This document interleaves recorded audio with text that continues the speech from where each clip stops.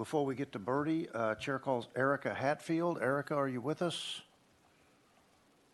Erica Hatfield? All right. I don't see, well, she might be in an overflow room. Erica Hatfield. Bertie, if you would, please state your name, whom you represent, and you're recognized. My name is Bertie Kelly. I am a precinct chairman representing myself and the other over 500 seniors in my precinct. I am here to oppose Senate Bill 1.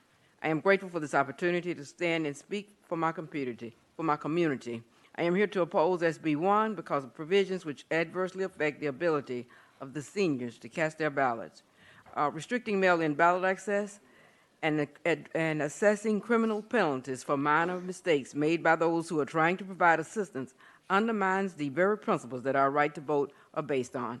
SB 1 will make it harder for the seniors to vote by putting up deliberate barriers to their voting.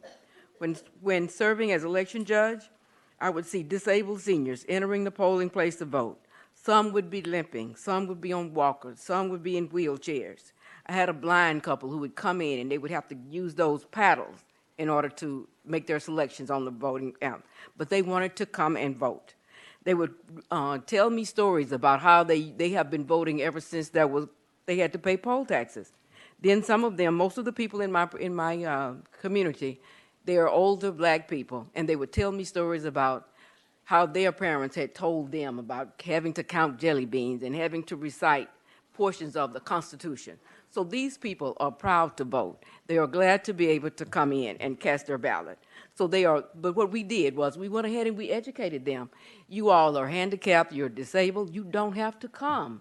You can cast that. You can do your mail-in ballot. You could literally sit at your kitchen table and fill out your application and also then fill out your ballot. So we were letting them know that they could do that. So what happens now? Now we have all these restrictions on the ballots. Someone mentioned about the technology. The people don't have the technology. The people in my precinct, a lot of them are elderly. Most of them are elderly. They're elderly, they can't see very well, they don't have the technology, they don't know how to use it if they do have it. A lot of people still have their rotary phones. They still have those old landlines. I have a landline. But so these people, even if they knew how to request the ballots, the applications, they wouldn't know who to call. So we were doing this for them, and we want to be able to do this for them. So I'm just requesting that we not make it harder, we make it easier for them, and we allow them to be able to cast their ballot.